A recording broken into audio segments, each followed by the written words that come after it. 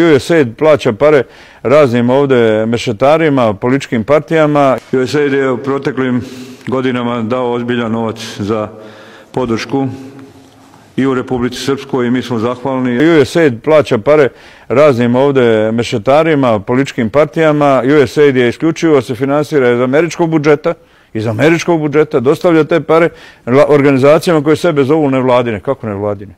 Kako nevladine kad dobijaš pare Sjedinjenih Američkih Država i njihove vlade? Ostajemo posvećeni saradnji sa osobljem USAID-a i ostajemo posvećeni projektima koje ćemo zajednički odabrati ili zajednici koncipirati u okviru onoga što su i lokalne zajednice zainteresovane, pa i Republika Srpska u cjelini, a podržavam naravno i sve te projekte na nivou Bosne i Hercegovine. Veoma mi je drago da sam mogao da primijetim da se u planovima gospođe Pavler ne pravi razlika između Republike Srpske i Federacije, da će ona nastaviti da podržava projekte i u Republici Srpskoj, što je za nas bilo važno da taj dio sastanka vezano za USAID ocjenimo pozitivnim.